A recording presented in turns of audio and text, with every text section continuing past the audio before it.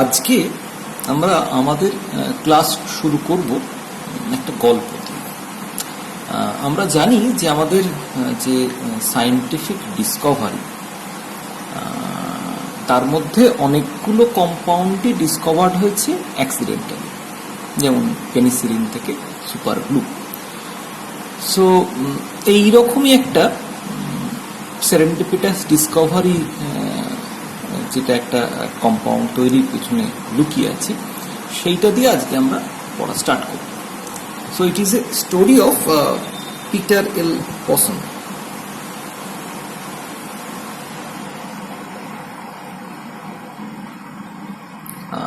who is a scientist and moved to Busquets University of UK in 1949.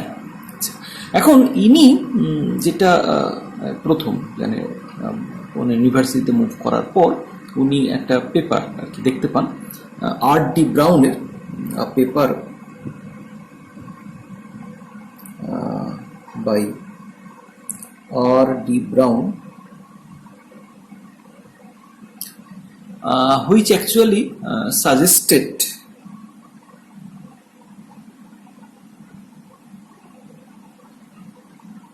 that fulvalin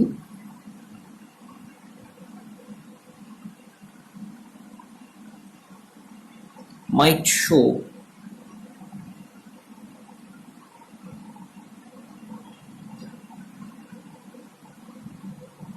aromatic character.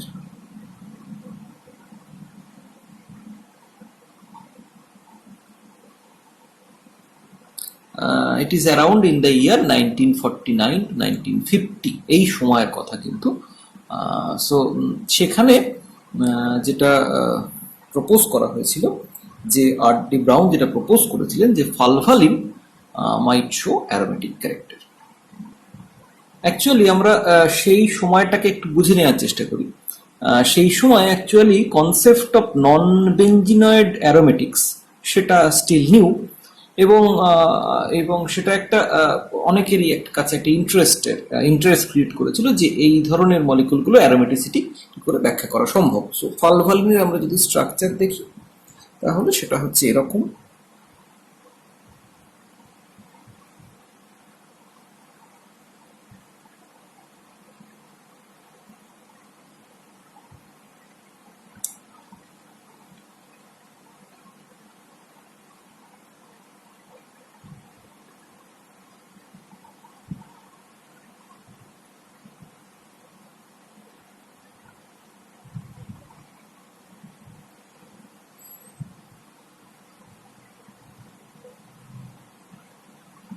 ফালভালিনের structure হচ্ছে এরকম।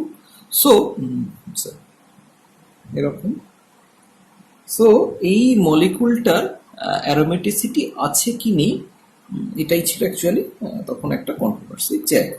So এই টপিকটা তার একটা ইন্টারেস্ট ডেভেলপ করে, এবং তার কাছে যে চ্যালেঞ্জটা ছিল সেটা হচ্ছে যে আইদার এটাকে প্রুফ করা অর এটাকে ডিসপ্রুভ করা যে এটা অ্যারোমেটিক না অ্যারোমেটিক নয়। এখন উনি যেটা বিশ্বাস করেছিলেন, পিটার এল পসন, উনি যেটা বিলিভ করেছিলেন যে এই কম্পাউন্ড, এখন একটা জিনিসকে প্রুফ বা ডিসপ্রুভ করতে গেলে আগে তো সেটাকে সিনথেসিস করতে হবে, সিনথেসিস করার পর either theoretically or experimentally proof করতে হবে যে whether it is aromatic or not. এবং অ্যারোমেটিক প্রমাণ করার খুব সহজ উপায়, কিছু reaction characteristic of aromatic compound, সেটা দিয়ে আমরা ইজিলি প্রুভ করতে পারি যে whether it is aromatic or not. So প্রথমে এই ধরনের রিয়াকশনগুলো পার্টিসিপেট করে কি করে না জানার জন্য প্রথমে যেটা দরকার কম্পাউন্ডটা তৈরি করা। তো উনি যেটা বিশ্বাস করেছিলেন যে এটাকে খুব সহজেই তৈরি করা সম্ভব just by coupling of two molecule of cyclopenta diphenyl magnesium bromide to give the dihydro compound. এবং তারপরে সেই ডাইহাইড্রো কম্পাউন্ডটাকে কোনোভাবে যদি ডিহাইড্রোজেনেট করে নেওয়া যায় তাহলে সেখান থেকে এই ফালভিন কম্পাউন্ডটাকে পাওয়া সম্ভব। So he offered the project to one of his student,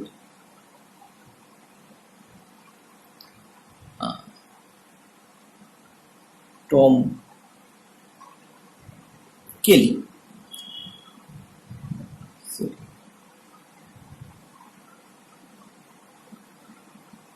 Tom Kelly. So তাদের কাজটা ছিল হচ্ছে, যিনি অ্যাকচুয়ালি এমএস ডিগ্রির জন্য কাজ করছিলেন, সো তাদের কাজটা ছিল হচ্ছে ফার্স্ট স্টেপে দ্য ফালভিন সিনথেসিস করা। এখন reductive coupling of Grignard reagent by transition metal halides to give hydrocarbon is a general reaction. So বিশেষ করে তার মানে সেখান থেকে তারা আর আর আর কি এই ধরনের একটা মলিকুল তৈরি করতে চেয়েছিলেন, এবং এটা খুব ইজি স্পেসিফিক্যালি যখন আরটা হচ্ছে একটা অ্যাসাইক্লিক গ্রুপ। সো তারা যেটা প্রথমে করেন, প্রথমে তারা দুজনে ইথাইল ম্যাগনেসিয়াম ব্রোমাইডের মধ্যে দিয়ে, ম্যাগনেসিয়াম ব্রোমাইড ইন ইথার, তার মধ্যে তারা সাইক্লোপেন্টাডাইনকে, ডিস্টিল্ড সাইক্লোপেন্টাডাইনাইলকে পাস করান, এবং সেখানে অ্যাকচুয়ালি দেখতে পাওয়া যায় সাইক্লোপেন্টাডাইনাইল ইথাইল গ্রুপকে ডিসপ্লেস করে সাইক্লোপেন্টাডাইনাইল ম্যাগনেসিয়াম ব্রোমাইড তৈরি করে।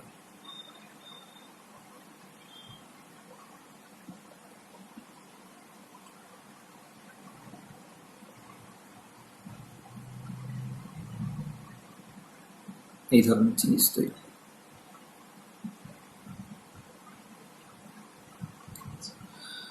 সো তাদের সেকেন্ড যে জায়গাটা তারা এরপর করতে চান সেটা হচ্ছে যে এদের কাপলিং।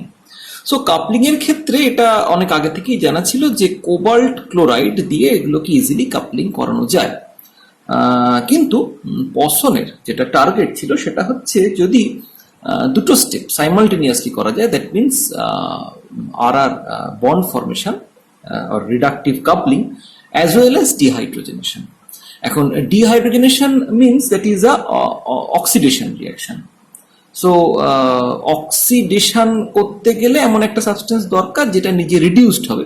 এখন COCl2 এর পক্ষে সেটা করা সম্ভব নয়। সো তার জন্য তারা বেছে নেন ferric chloride. So COCl2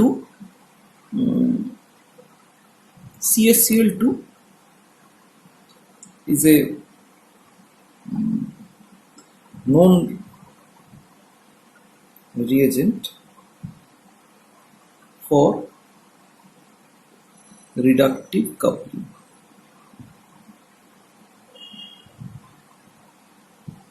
of this Grignard reagent.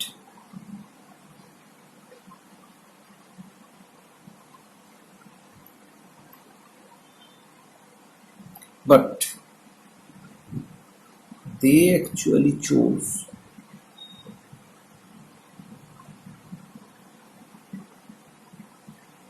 ferric chloride because actually there are two reasons. That is,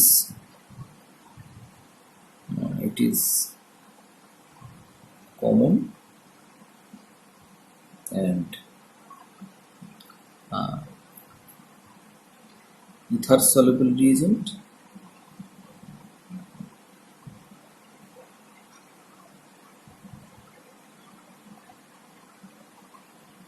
and second is in its anhydrous form, in its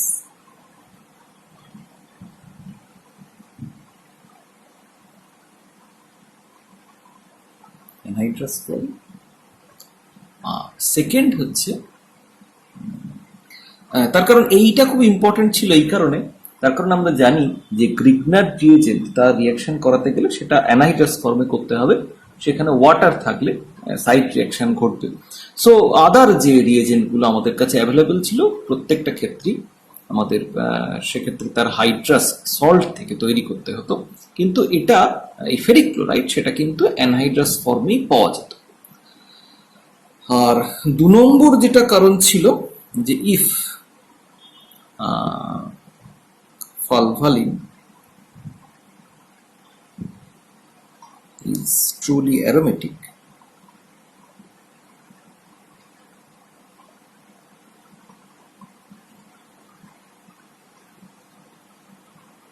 then the oxidizing power of Fe3 might suffice to affect the dehydrogenation.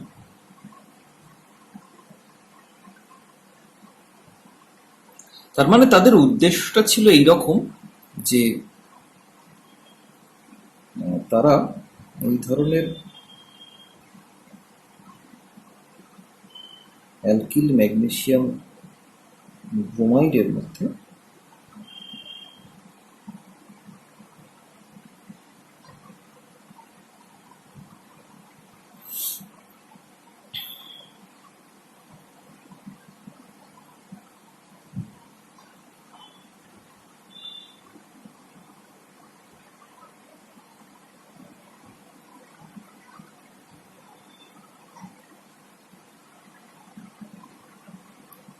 Coupling ঘটাবেন ferric chloride দিয়ে।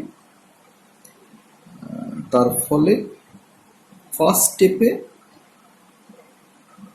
তৈরি হবে এই ধরনের একটা জিনিস,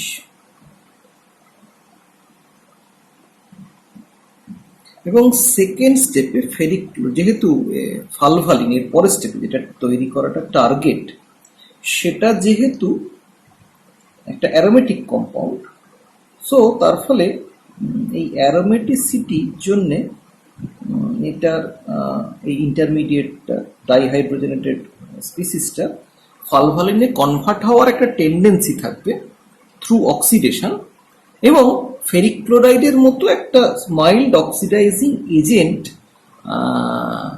এর পক্ষে সেই অক্সিডেশন প্রসেসটা ঘটানো সম্ভব হবে।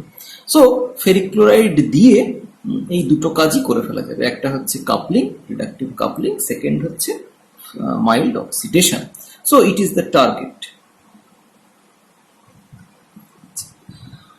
সো তারপরে তাদের উদ্দেশ্য ছিল একটা ওয়ান পট সিনথেসিস অফ ফালভালিন, কিন্তু আলটিমেটলি যখন তারা যে কম্পাউন্ডটা তৈরি হলো তখন তার ওয়ার্ক আপ করার পর যেটা তারা পেলেন সেটা হচ্ছে একটা yellow compound in the ethereal layer, যেটা অ্যাকচুয়ালি তারা পেলেন। এভাবে করতে পারি। সো ফেরিক ক্লোরাইড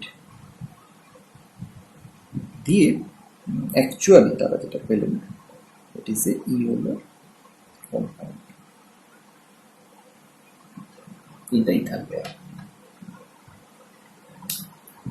তো এখন এই কম্পাউন্ডটা কি সেটা ডেফিনেটলি তাদের একটা জানার উদ্দেশ্য ছিল, যে কি কম্পাউন্ডে তারা গিয়ে পৌঁছলেন। এখন এবং শুধু তাই নয়, তার একটা ইয়েলো ক্রিস্টাল, এটা ইথারে অ্যাকচুয়ালি তারা এক্সট্রাক্ট করেছিলেন, এক্সট্রাক্টেড ইন ইথার, এবং সেখান থেকে তারা ইয়েলো ক্রিস্টাল সেটাও ডেভেলপ করতে পেরেছিলেন। সো প্রথমেই তারা যেটা করেন, আমাদের যখন একটা কম্পাউন্ড সিনথেসিস করা হয়, প্রথমেই আমরা যেটা করি তার carbon hydrogen nitrogen content analyse করি, তাদের ratio carbon hydrogen nitrogen content কত। সো সেটা করতে গিয়ে তারা যেটা দেখলেন সিএইচএন অ্যানালিসিস,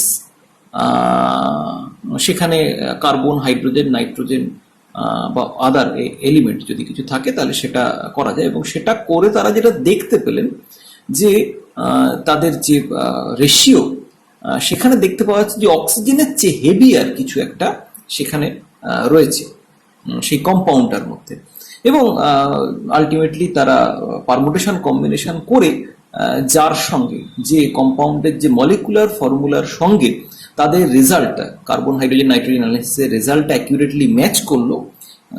সো সেটা হচ্ছে, তো সিএইচএন রেজাল্ট থেকে তারা যেটা ফর্মুলাটা পেলেন C10H10Fe। সো এখন তাদের এই যে তারা আয়রন পেলেন, তাহলে আয়রন পাওয়ার সুবিধা হচ্ছে এটাকে ইজিলি আমরা কোয়ান্টিটেটিভলি বা কোয়ালিটেটিভলি অ্যানালাইজ করতে পারি। সো তার ফলে তারা এটাকে অ্যানালাইজ করতে শুরু করলেন, সেটাকে তারা সালফিউরিক অ্যাসিড দিয়ে ট্রিট করলেন। কিন্তু দেখতে পেলেন যে সালফিউরিক অ্যাসিডে মোস্টলি কম্পাউন্ডটা আনডিজলভ থেকে যাচ্ছে।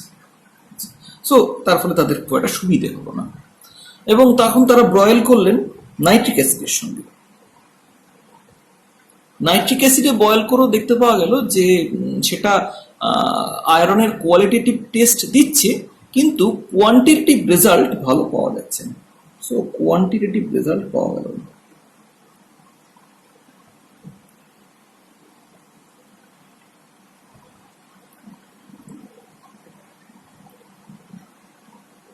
সো কতখানি আয়রন আছে সেটা কোয়ান্টিফাই করা গেল না। এখন এটাকে ভাঙা গেল যখন ফিউমিং পারক্লোরিক অ্যাসিড দিয়ে ট্রিট করা হয়, তখনই কেবলমাত্র এটা দেখা গেল যে খুব ভালোভাবে ডিজলভ করে গেল। এখন এটা তাদের মনে একটা প্রশ্ন কি ডেভেলপ করে, সেটা হচ্ছে যে আমরা জানি যে বন্ড বিটুইন ট্রানজিশন মেটাল এবং hydrocarbon they are generally unstable. So তাই যদি হয় তাহলে সেক্ষেত্রে এত স্ট্রং অ্যাসিড প্রয়োজন হওয়ার কথা নয় এই ধরনের কম্পাউন্ডকে ব্রেকডাউন করার জন্যে। সো তার ফলে তারা বুঝতে পারলেন যে তাহলে তার এমন কিছু তৈরি হয়েছে যেটা হাই টেম্পারেচারে খুব স্টেবল এবং unaffected by water as well as both strong acid এবং অ্যালকালি। যদিও তার আগে তাদের অর্গানো ট্রানজিশন মেটালের সংক্রান্ত কিছু আইডিয়া তাদের কাছে জানা ছিল, তার কারণ জাইসেস সল্ট বহুদিন আগে প্রিপেয়ার হয়েছে এবং 1930-এর দশকে মোটামুটি তার একটা স্ট্রাকচারাল ফিচার সম্বন্ধে একটা আইডিয়া ডেভেলপ করেছে, কিন্তু তখনও তারা সেইভাবে এটা বিশ্বাস করতে পারছিলেন না যে এই ধরনের কোনো metal organo transition metal compound তারা তৈরি করেছেন। সো তার ফলে তারা যেটা বুঝতে পারছিলেন যে তারা যেটা তৈরি করেছেন সেটা সামথিং ভেরি নভেল এবং আনএক্সপেক্টেড, এবং তারা নেচারে এই কাজটাকে রিপোর্ট করেন with the CH analysis. Carbon hydrogen, যেহেতু এখানে নাইট্রোজেন ছিল না, সো সিএইচ অ্যানালিসিস সহ তারা নেচারে এই কাজটাকে পাবলিশ করেন নেচার পাবলিকেশন। ইতিমধ্যে তারা এই কম্পাউন্ডটা স্ট্রাকচারের জন্য তারা পাঠান এক্স রে ক্রিস্টালোগ্রাফির জন্য। এক্স রে ক্রিস্টালোগ্রাফির জন্য তারা পাঠান, তার কারণ সিএইচএন থেকে পুরোপুরি বোঝা যাচ্ছিল না যে কম্পাউন্ডটা স্ট্রাকচার অ্যাকচুয়ালি কিরকম, এবং সেখান থেকে অ্যাকচুয়ালি 1951-এ উইলকিনসন এবং এডওয়ার্ড যেটা প্রপোজ করেন উইলকিনসন অ্যান্ড উডওয়ার্ড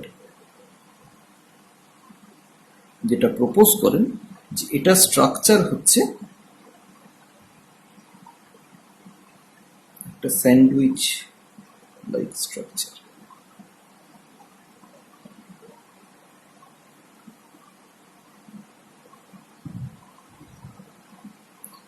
সো এই ধরনের কম্পাউন্ডের কথা তার আগে কখনো জানা ছিল না, এবং it actually creates a history. এবং পরবর্তীকালে এটা একটা নতুন জায়গা খুলে দেয় অর্গানোমেটালিক কেমিস্ট্রি, এবং তার পরবর্তীকালে প্রায় 50 বছরে বা 70 বছরে বহু কাজ হয়েছে এই নতুন কেমিস্ট্রির যে ব্রাঞ্চটা নিয়ে, that is organometallic chemistry. So it creates actually a history.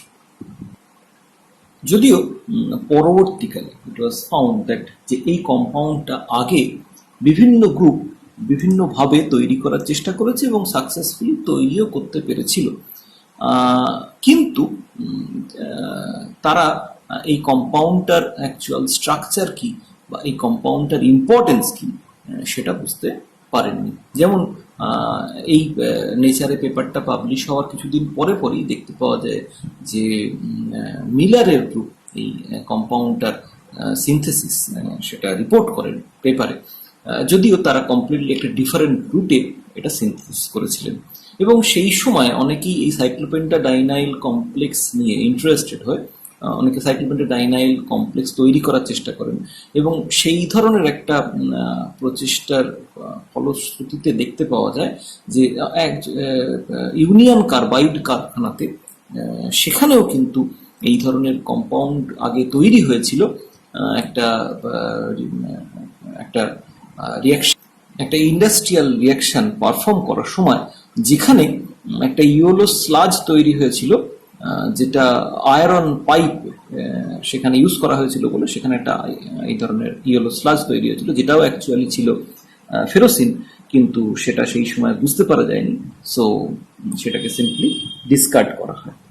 তো ফলত আমরা দেখতে পাচ্ছি এই ধরনের একটা অ্যাক্সিডেন্টাল ডিসকভারির মধ্যে দিয়ে আলটিমেটলি কিন্তু ফেরোসিন তৈরি হয়।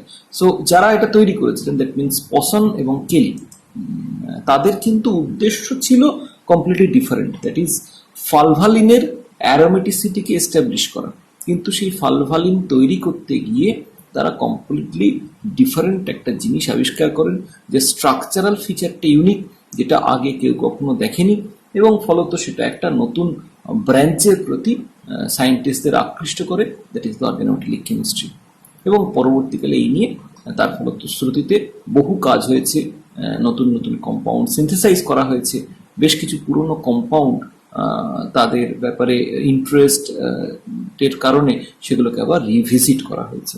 যেমন তার মধ্যে একটা হচ্ছে এই ধরনের জাইসিস সল্ট টাইপের compound. So let us see যে আমরা কি করে এই কম্পাউন্ডটাকে এখন সিনথেসিস করি। So synthesis of ferrocene generally involves the use of potassium hydroxide with cyclopentadienyl.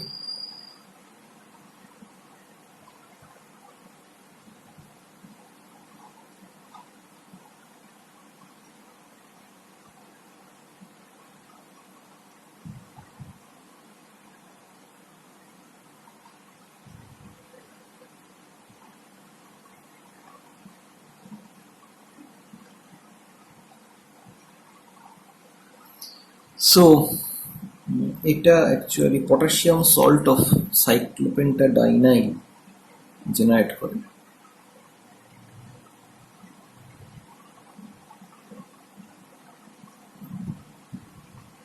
সেটাকে যখন FeCl2 এর সঙ্গে রিয়েক্ট করানো হয় তখন সেক্ষেত্রে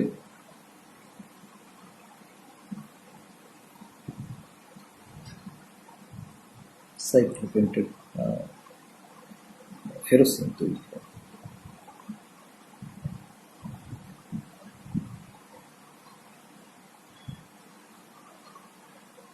এখন এই ফেরোসিনের ক্ষেত্রে দেখতে পাওয়া যায় এদের দুটো আইসো এনার্জিক কনফরমেশন আছে। Ferrocene has two isoenergetic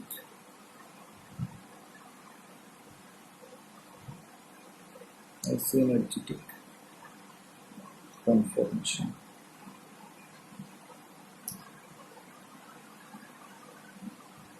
একটা হচ্ছে এক্লিপসড,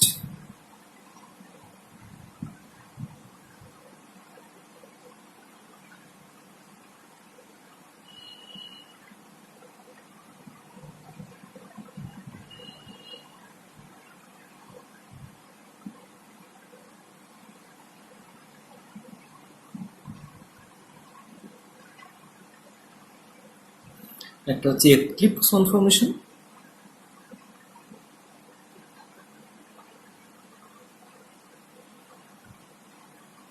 আর একটা হচ্ছে স্ট্যাগার্ড কনফরমেশন।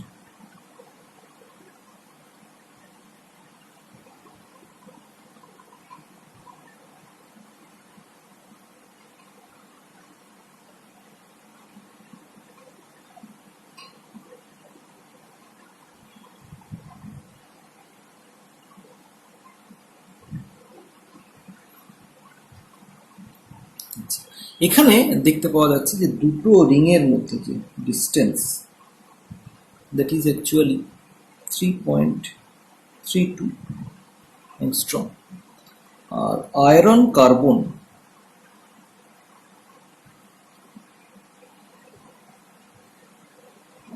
এই ডিস্টেন্সটা হচ্ছে 2.04 অ্যাংস্ট্রম।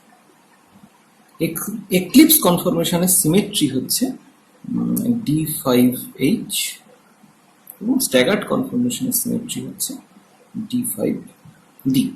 এখন এখানে একটা প্রশ্ন উঠে আসে যে এই যে এক্লিপসড এবং স্ট্যাগার্ড, তাহলে এই দুরকম কনফরমেশন যে এক্সিস্ট করছে, তাহলে হোয়েদার দে আর ইন্টারচেঞ্জেবল, তার মানে এখানে কি ফ্রি রোটেশন হতে পারছে along the iron cyclopentadienyl bond axis, এটা কি সম্ভব? দ্যাট মিনস এই ধরনের কোনো রোটেশন কি পসিবল? দেখতে পাওয়া যাচ্ছে এই ধরনের রোটেশন পসিবল, এবং এই rotational barrier, the rotational barrier about the iron cyclopentadienyl ring axis is about 8 to 21 kilojoule per mole. That means it is not very high. এখন প্রশ্ন হচ্ছে যে তাহলে এই যে সত্যি যে রোটেশন হচ্ছে কি করে বুঝবো? সো এটার জন্য আমরা কেমিক্যালি অ্যাকচুয়ালি কি করে বুঝবো? এখন তার জন্য এমনিতে তো আমরা যেটা করতে পারি, যে দেখতে পাওয়া যায় যেটা এই রোটেশনটা হচ্ছে ফ্রি এবং fast in fluid solution. It is free and fast in fluid solution.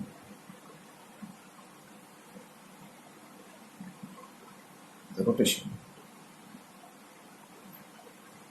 So এখন প্রশ্ন যেটা হচ্ছে যে হাউ টু প্রুফ যে ওয়েদার সত্যি এই ধরনের রোটেশন হচ্ছে কি হচ্ছে না।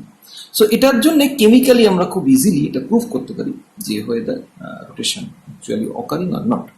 So let us consider substitution reaction at the cyclopentadienyl ring. So আমরা ধরে নিচ্ছি যে একটা ইলেকট্রোফিলিক সাবস্টিটিউশন হচ্ছে। সো ফার্স্ট সাবস্টিটিউশনের ক্ষেত্রে আমরা যদি এরকম ভাবে ধরি,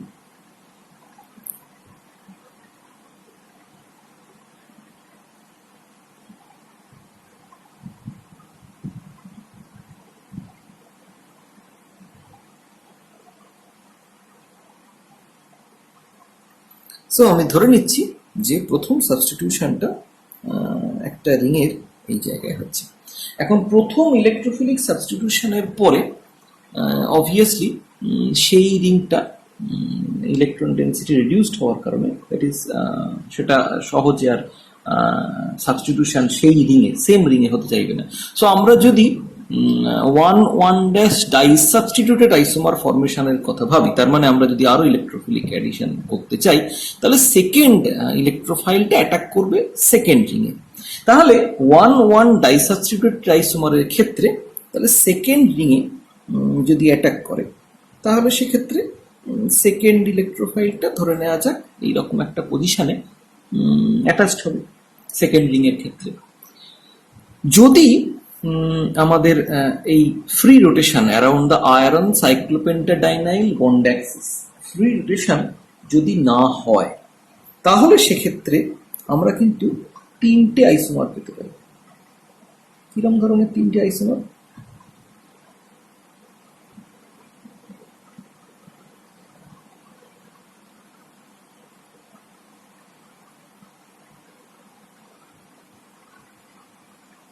প্রথমটা আমরা সেম জায়গায় হচ্ছে বলে ধরে নিই। সেকেন্ডটা আমরা ধরতে পারি যে যদি ইট ইজ পসিবল অনলি হয় যদি এই স্ট্রাকচারটা রিজিড হয়, তাহলে সেক্ষেত্রে আমি এই তিনটে দেখব যে তিনটে আনইকুইভ্যালেন্ট পজিশন। সো থার্ড আরেকটা পসিবিলিটি সম্ভব, সেটা হচ্ছে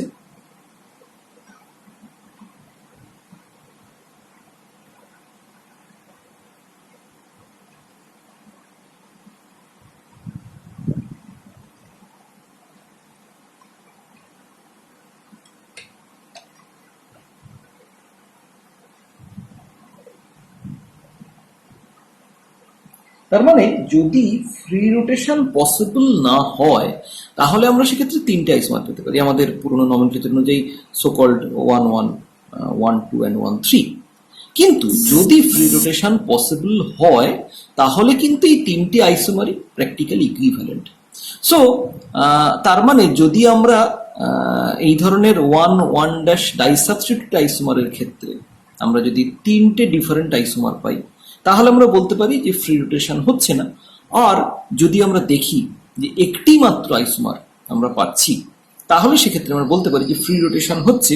তার কারণ যদি free rotation along this bond Axis হয় তাহলে এইটা এইটা এবং এইটা তিনটেই বিকাম ইকুইভ্যালেন্ট।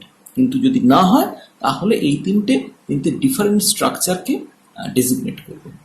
সো তার ফলে আমরা দেখতে পাচ্ছি যে এক্সপেরিমেন্টালি আমরা কিন্তু একটি মাত্র আইসোমার পাচ্ছি 1 1' ডাইসাবস্টিটিউটেড।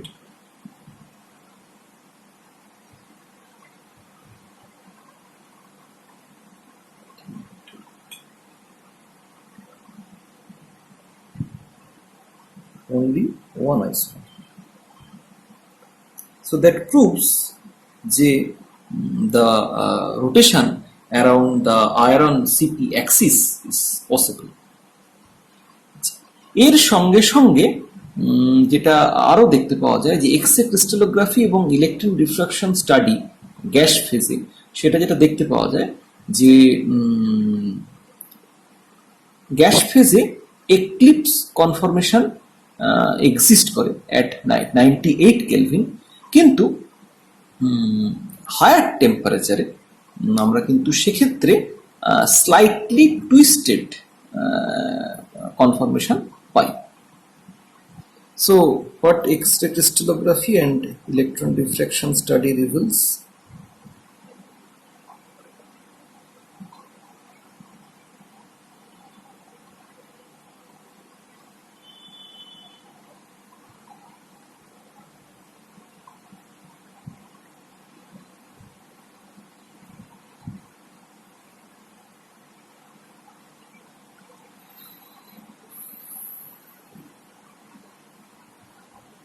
That reveals in gas phase at 98 Kelvin there is an eclipse conformation.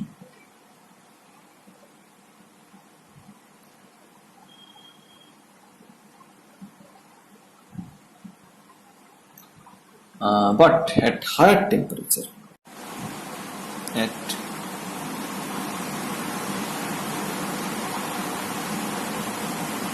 higher temperature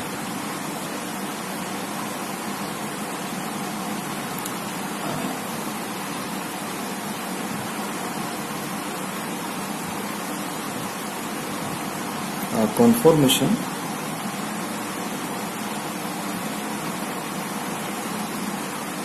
having the ring slightly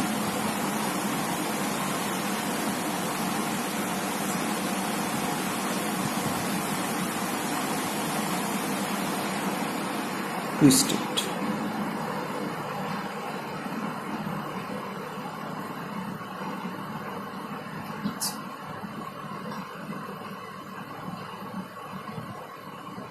তার মানে অ্যাট হায়ার টেম্পারেচার যে স্ট্রাকচারটা অ্যাকচুয়ালি এক্সিস্ট করছে সেটা হচ্ছে অনেকটা এইরকম।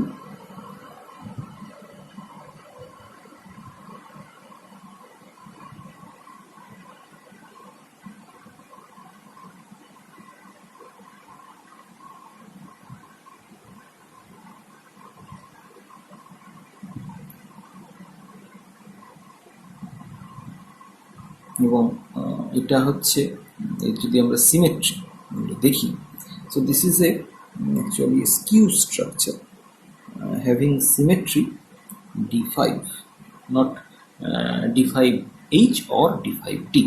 So at higher temperature this skew structure actually exists.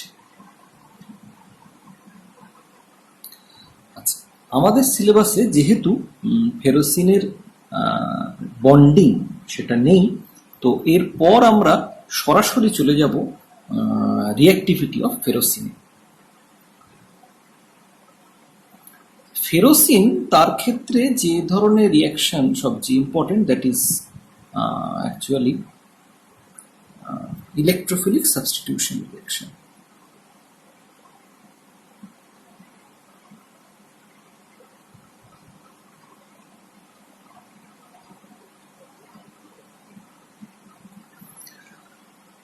Ferrocene is very reactive towards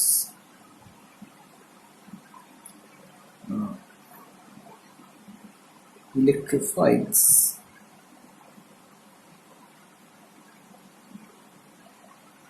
due to its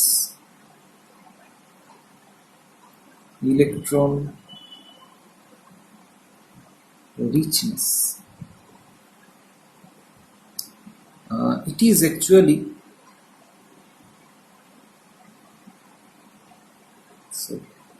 it is acetylated 3 to 10 to the power 6 times faster than benzene. So benzene যেখানে আমরা জানি that is a typical aromatic substance, so সেখানে যে রেটে electrophilic substitution হয় আমরা দেখতে পাচ্ছি যে এখানে কিন্তু অ্যাকচুয়ালি তার চেয়েও হায়ার রেটে এটা অ্যাসিটাইলেশন হচ্ছে। এখন এই যে অ্যাসিটাইলেশন তার মেকানিজমটা বা কীরকম বা সেটা কীরকমভাবে হচ্ছে আমরা সেইটা এবার একটু দেখে নিই। Acetylation of ferrocene actually involves direct exo attack of a cyclopentadienyl ring with hard electrophiles such as the acylium cation CH3CO+, or attack of an iron forming an iron 4 intermediate followed by endotransfer to a cyclopentadienyl ring with soft electrophile such as Hg2+. এখানে তোমরা এই যে আমরা অ্যাটাকের মেকানিজমটা দেখিয়েছি সেখানে আমরা দেখতে পাচ্ছি যে প্রথমে একটা এক্সো অ্যাটাক হচ্ছে CH3CO+, এটা লিগ্যান্ডের, তারপরে একটা oxidative addition stage and final followed by reductive elimination. তারপরে যেটা আমরা দেখতে পাচ্ছি যে H+ বেরিয়ে গিয়ে অ্যাসিটাইলেশন প্রসেসটা কিন্তু কমপ্লিট হচ্ছে। এখানে যদি আমরা প্রথম স্টেজে অ্যাসিটাইলেশনের পর আমরা যদি আবারও সেম রিয়েজেন্ট অ্যাড করি তাহলে আমরা দেখতে পাচ্ছি যে সেখানে কিন্তু সেম রিংয়ে ফার্দার অ্যাসিটাইলেশন না হয়ে সেকেন্ড রিংয়ে অ্যাসিটাইলেশন হচ্ছে, যেটা আমরা আগেই আমরা বলেছি যে যেহেতু আমাদের একটা ring upon acetylation is deactivated towards electrophilic substitution, so second রিংয়ে কিন্তু আমাদের অ্যাসিটাইলেশনটা হচ্ছে। এখান থেকে আমরা সরাসরি চলে আসি ফেরোসিনের অন্য যে ধরনের রিয়াকশনে তারা পার্টিসিপেট করে। আমরা এখানে যেটা দেখতে পাচ্ছি যে অ্যাজ ইউজুয়াল যেটা অ্যাসিটাইলেশন সেই ধরনের রিয়াকশন তো ঘটছেই। এছাড়া ফেরোসিন আমরা দেখতে পাচ্ছি যে সেখানে ম্যানিক টাইপের রিয়াকশন ঘটছে এবং সাইক্লোপেন্টাডাইনাইল রিংয়ে CH2NMe2 গ্রুপ ইন্ট্রোডিউস করা সম্ভব, অ্যাজ ওয়েল অ্যাজ ফরমাইলেশন রিয়াকশন এখানে ঘটানো যাচ্ছে, একটা CHO গ্রুপ সেখানে ইন্ট্রোডিউস করা যাচ্ছে। এন-বিউটাইল লিথিয়াম ইউজ করে আমরা সেখানে লিথিয়াম মেটালকে ইন্ট্রোডিউস করতে পারছি ইন দ্য সাইক্লোপেন্টাডাইনাইল রিং। এই রিয়াকশনের আরও একটা সুবিধা হচ্ছে দিস ইজ এ ফাংশনালাইজড সাইক্লোপেন্টাডাইনাইল রিং, ফলত এর সঙ্গে আমরা যদি কার্বন ডাইঅক্সাইডের রিয়াকশন ঘটাই, কার্বন ডাইঅক্সাইড পাস করাই এর মধ্যে দিয়ে ইন প্রেজেন্স অফ ওয়াটার, তাহলে সেক্ষেত্রে কিন্তু লিথিয়ামের জায়গায় প্রথমে সেটা অ্যাক্টিভেটেড হওয়ার সেখানে কিন্তু CO2 গ্রুপ ইনসার্টেড হবে এবং in presence of water that will form the acid derivative of cyclopenta of ferrocene. একইভাবে আমরা CO2 গ্রুপকে অন্যভাবেও ইন্ট্রোডিউস করতে পারি সাইক্লোপেন্টাডাইনাইল রিংয়ে। সেটাও আমরা দেখিয়েছি যে CO2 AlCl3 এবং বেনজিন এর প্রেজেন্সে সেখানে কিন্তু ফেরোসিনের মধ্যে ফেরোসিনের সাইক্লোপেন্টাডাইনাইল রিংয়ে CO2H গ্রুপ কিন্তু ইনসারশন হতে পারছে। এর সঙ্গে সঙ্গে যেটা সম্ভব যে মার্কুরিক ক্লোরাইড এর সঙ্গে রিয়াকশনের ফলে আমরা দেখতে পাচ্ছি যে সাইক্লোপেন্টাডাইনাইল রিংয়ে এই GCl এটা ইন্ট্রোডিউসড হয়েছে এবং সেখানে আমরা যদি আয়োডিন দিয়ে ট্রিট করি তাকে, তাহলে সেক্ষেত্রে আয়োডিন inserted হয়েছে in the cyclopentadiene ring which on reaction with magnesium form cyclopentadiene ferrocene magnesium iodide complex as well as সেখানে যদি আমরা কপার দিয়ে ট্রিট করি তাহলে সেক্ষেত্রে কিন্তু আমরা দেখতে পাচ্ছি এই ধরনের দুটো ফেরোসিন ময়েটি তারা কিন্তু কাপলিং হচ্ছে তাদের মধ্যে, রিডাকটিভ কাপলিং। এছাড়া আরো একটা যেটা ইন্টারেস্টিং রিয়াকশন এই ফেরোসিনের ক্ষেত্রে, সেখানে আমরা দেখতে পাচ্ছি সালফিউরিক অ্যাসিড দিয়ে ট্রিট করলে সেখানে কিন্তু H প্লাসের অ্যাটাচমেন্ট সেটা কিন্তু কোনো সাইক্লোপেন্টাডাইনাইল রিংয়ে হচ্ছে না, রাদার সেখানে কিন্তু আয়রন সেটা কিন্তু অক্সিডাইজড হচ্ছে এবং যদি আমরা ফ্লোরোসালফোনিক অ্যাসিড দিয়ে ট্রিট করি তাহলে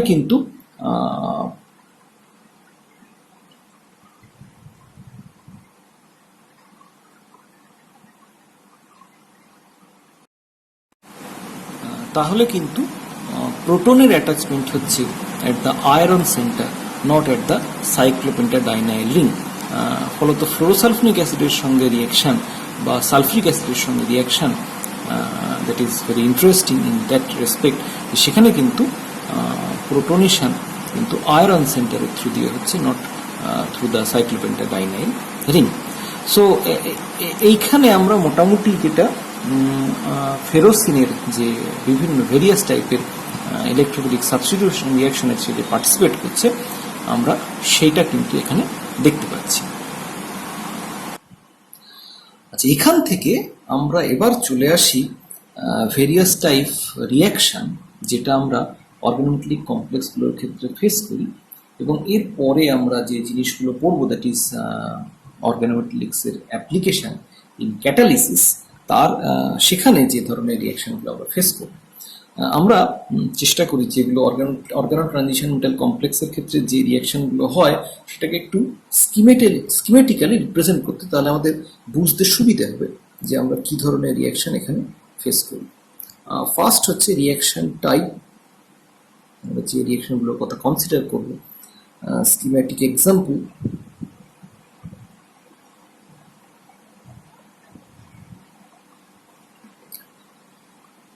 Change in oxidation state of metal.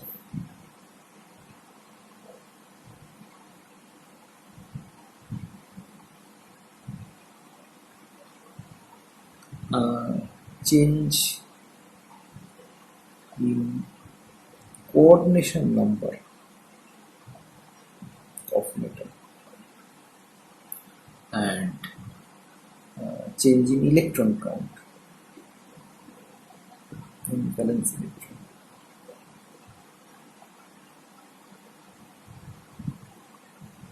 Of metal. So আমরা যদি এটাকে স্কিমেটিক্যালি একটু রিপ্রেজেন্ট করার চেষ্টা করি তাহলে সেটা দাঁড়াবে হচ্ছে এরকম। ফার্স্ট আমরা যে ধরনের রিয়াকশনের কথা কনসিডার করব that is called ligand substitution. রিয়াকশনটা হচ্ছে এরকম টাইপ,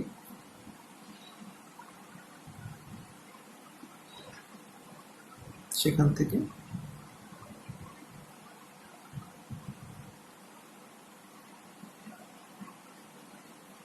এরকম টাইপের। এই ধরনের রিয়াকশনের ক্ষেত্রে মেটালের অক্সিডেশন স্টেটে কোনো চেঞ্জ হচ্ছে না, কোঅর্ডিনেশন নাম্বারে কোনো চেঞ্জ হচ্ছে না এবং ভ্যালেন্স ইলেকট্রন কাউন্টেরও কোনো চেঞ্জ হচ্ছে না। হচ্ছে অক্সিডেটিভ অ্যাডিশন। এখানে যে রিয়াকশনটা ঘটছে সেটা হচ্ছে এইরকম টাইপ। এক্স ওয়াই যদি একটা মলিকুল হয়, তাহলে সেক্ষেত্রে আমরা দেখতে পাচ্ছি যে এক্স এবং Y both are attached with the metal centre.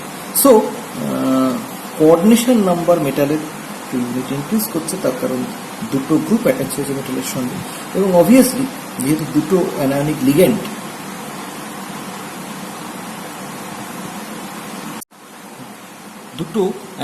Ligand যেহেতু এখানে অ্যাটাচড হয়েছে, সো মেটালের অক্সিডেশন স্টেট কিন্তু 2 ইউনিট ইনক্রিজ করছে, as well as number of electron in the valence shell of metal সেটাও কিন্তু 2 ইনক্রিজ করছে। থার্ড যে ক্যাটাগরিটার কথা আমরা আলোচনা করব, দ্যাট ইজ রিডাকটিভ এলিমিনেশন।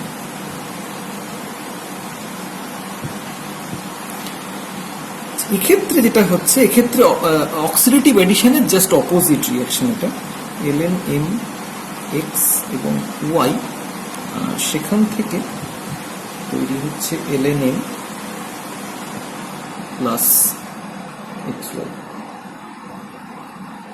এখানে কিন্তু ঠিক অপোজিট ঘটছে, যেটা অক্সিডেটিভ এডিশনের ক্ষেত্রে অক্সিডেশন স্টেট মেটালের 2 ইউনিট কমছে, কোঅর্ডিনেশন নাম্বার 2 ইউনিট কমছে, এবং ভ্যালেন্স শেলে ইলেকট্রন কাউন্টও কিন্তু 2 ইউনিট কমছে।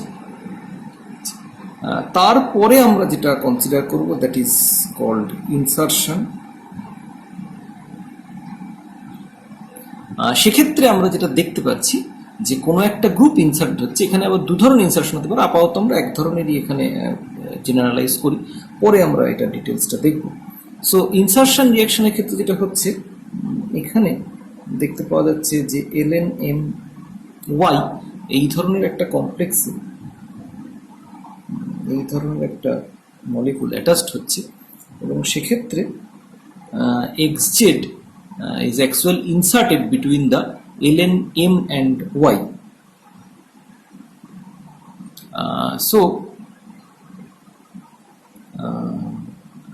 তার মানে এই টোটাল মলিকুলটার মধ্যে একটা পজিশন শিফট করছে এক্স জেড ময়েটির। সো এখানে আমরা যেটা দেখতে পাচ্ছি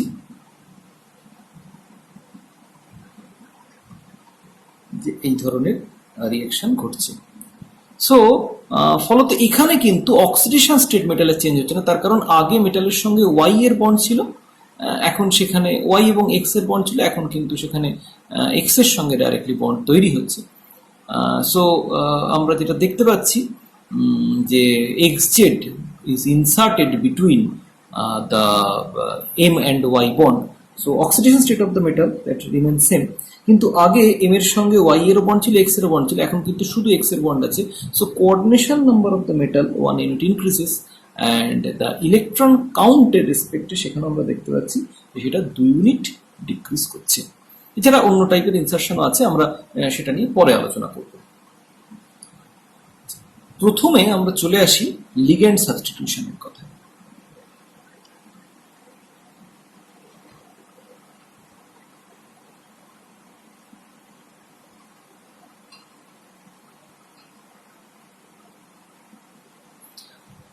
So this is a actually very common type of reaction, কিন্তু this is very important, তার কারণ অনেক সময় কোনো একটা ক্যাটালাইটিক সাইকেলের ফার্স্ট বা লাস্ট স্টেপে আমরা এই ধরনের লিগ্যান্ড সাবস্টিটিউশন দেখতে পাই।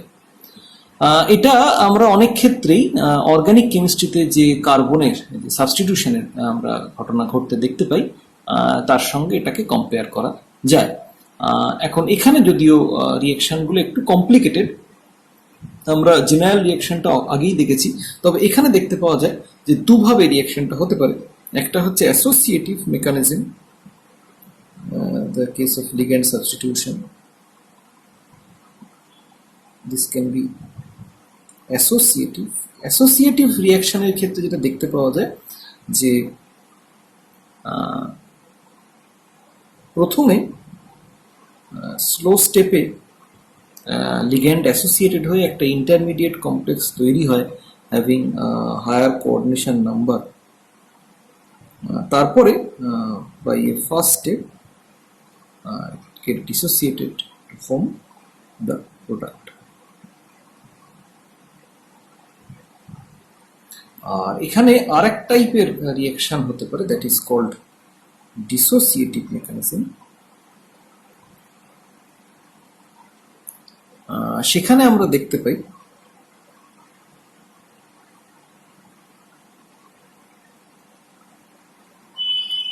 যে প্রথমে স্লো স্টেপে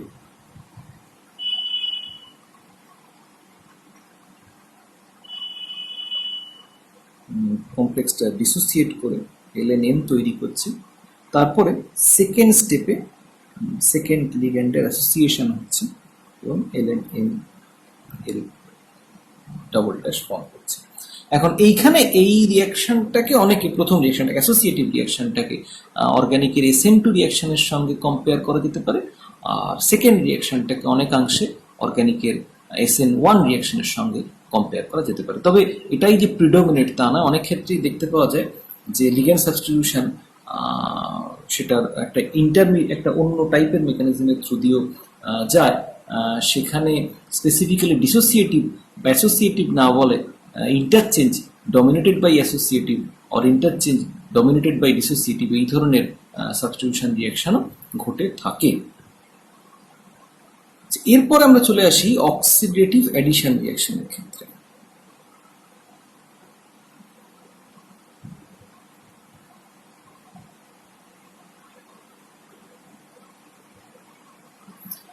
অক্সিডেটিভ অ্যাডিশন রিয়াকশনের ক্ষেত্রে এখানে একটা নতুন কমপ্লেক্স তৈরি হয় with an oxidation state 2 unit higher than the before, with an increase in coordination number of 2 and an electron count 2 unit higher than the starting material.